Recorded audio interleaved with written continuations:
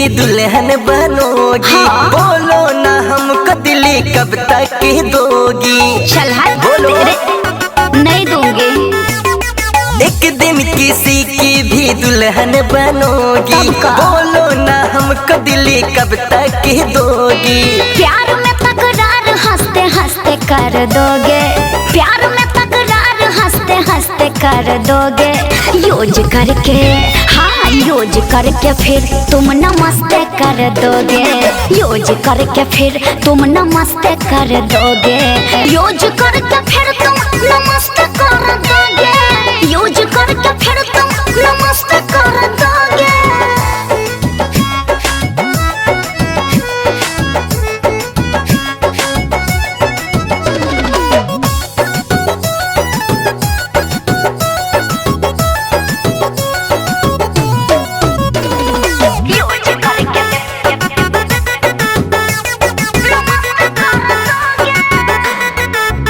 जान बूझ कर गलत नहीं करना है। इश्क झूठा है इससे मुझे डरना है।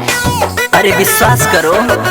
नहीं है विश्वास। हर लड़के एक जैसे नहीं होते हैं। अच्छा। तेरे प्यार में हम रात दिन खोते हैं। मेरी जवानी सस्ते सस्ते कर दोगे। मेरी जवानी सस्ते सस्ते कर दोगे। यूज करके अरे यूज करके फिर तुम नमस्ते कर दोगे। यूज करके फिर तुम नमस्ते कर दोगे। यूज करके फिर तुम नमस्ते कर दोगे। यूज करके फिर तुम नमस्ते कर दोगे।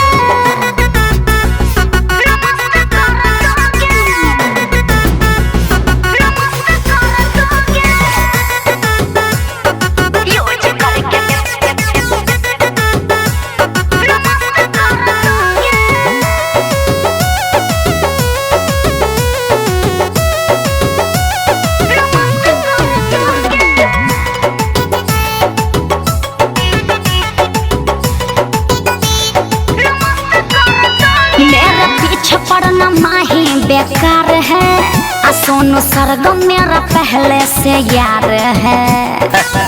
इसीलिए कर रही हो क्या? एक बार मुझे भी आजमाओ तुम। बिल्कुल अपने ब्यूटी पे भावना दिखाओ तुम। पतली कमर कसते कसते कर दोगे। पतली कमर कसते कसते कर दोगे। यूज करके अरे यूज करके फिर तुम नमस्ते कर दोगे। यूज करके फिर तुम नमस्ते कर दोगे। यूज करके फिर तुम नमस्ते कर दोगे। यूज करके फिर तुम नमस्ते कर दोगे। समझा? पीछा मत पड़ो।